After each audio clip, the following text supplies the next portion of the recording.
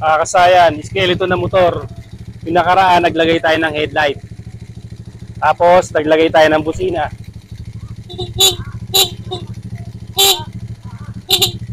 Ngayong kasayan, meron na tayong headlight at saka meron tayong busina. Pero, wala tayong ilaw sa likuran. Ay siya. Kaya maglalagay din tayo ng ilaw para safe din sa likuran. Para hindi tayo matumbok. Skeleton to kasayan na walang battery ha. Yan. Skeleton na walang battery yung yung paglalagyan natin. Kaya kailangan natin dito ng regulator rectifier. Meron tayong regulator para hindi masira yung mga ilaw na ilalagay natin. Kailangan nating ma-convert sa 12 volts. Siya kasayan ha.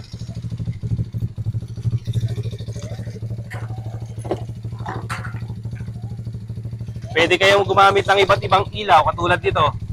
Pwede kayong gumamit ng 12 eyes LED, 6 eyes, 3 eyes, pwede.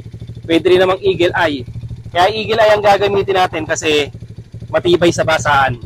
Eagle eye ang gagamitin natin. Ito siya kasi pinorma na namin. Oh. Yan. Pinorma na natin kasi yung eagle eye ha. Yan yung pinaka natin, taillight. Ito siya. Tapos dito, kailangan nating i-check yung So kung mamaya mo na yain, dito, kailangan nating i-check yung ating regulator rectifier. Ito siya ba? Ayan siya kasaya, no? 13.6. Pag nakapatay yung headlight natin, 15 volts. Ayan ha. Ayan yung reading natin ha. O, kailangan meron tayong regulator rectifier at doon dadaan sa kulay red ng regulator rectifier. Ngayon kung pang Rusi, red white, pwede sa red white. Pwede siya ba? Ayan.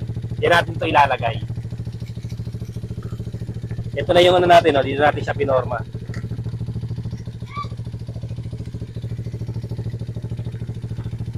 Para safe na safe tayo sa likuran.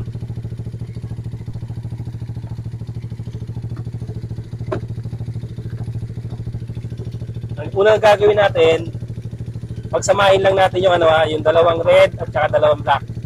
Yung dalawang black, yun ang ating negative.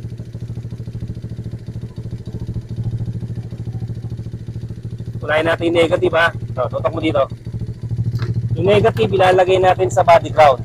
Ito yung body ground natin yung body ground natin ha. Lalagyan natin yung negative.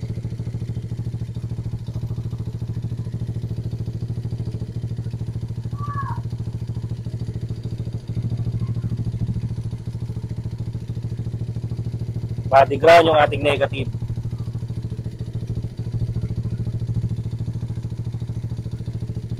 Tapos ito yung dalawang natin, dalawang positive.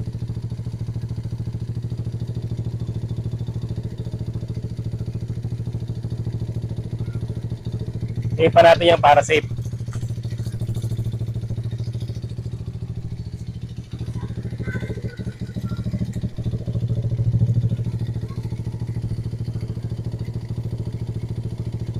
So, yung ide-diretso sa natin, light coil o sa light coil o sa charging coil kasi mapupundi yung ating mapupundi yung ating ilaw na ilalagay. Kaya kailangan dadaan siya sa regulator rectifier para hindi siya mapundi. Naka-convert lang siya sa 12 volts. Tapos ito yung dalawang natin ha. Ngayon dito, pwede kayong gumamit ng pwede kayong gumamit ng on-off switch, pwede hindi. Nasa inyo 'yun.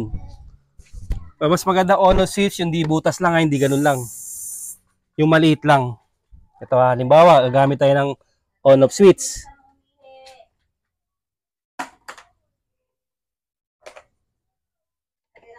Ito yung on-off switch natin. Isa sa sa may positive ng regulator rectifier. At isa sa positive ng eagle eye. Ito kasing eagle eye pangbasaan to kaya pwedeng-pwede sa Yan, tapos testing na natin. Gagana lang yan kasahin pagka pagka bukas ang ating makina.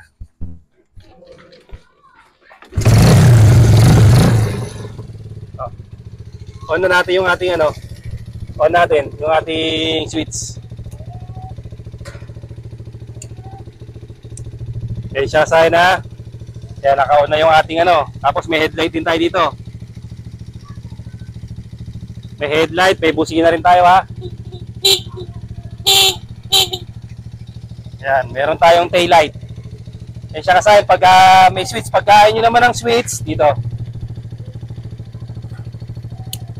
Pag gusto nyo naman rekta, pwede rin naman. Kasi matibay naman ang eagle eye, hindi naman basta-basta nasisira yan. Yan siya ba?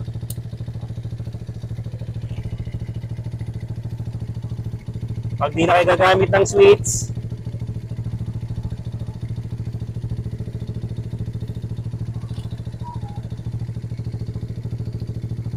madali, lalagay lang natin sa passive ng regulator rectifier.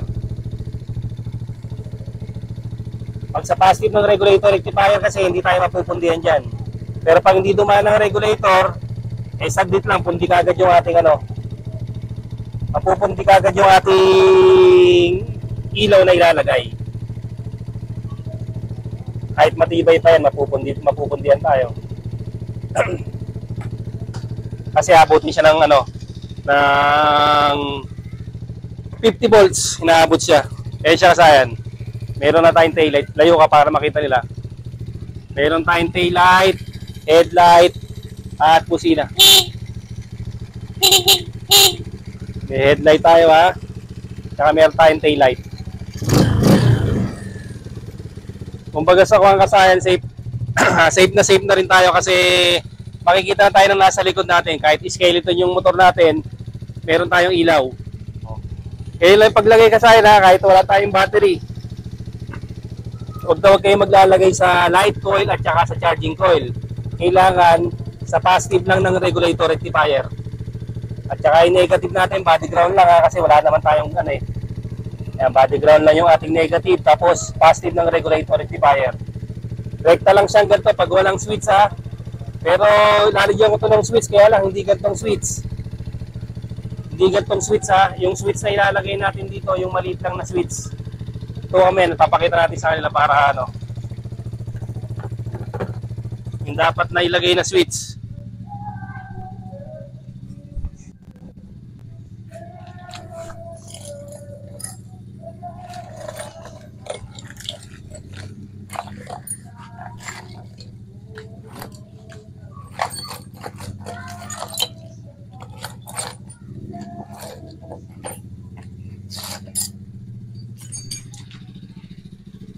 Yan, dito sa ilaw. Ito.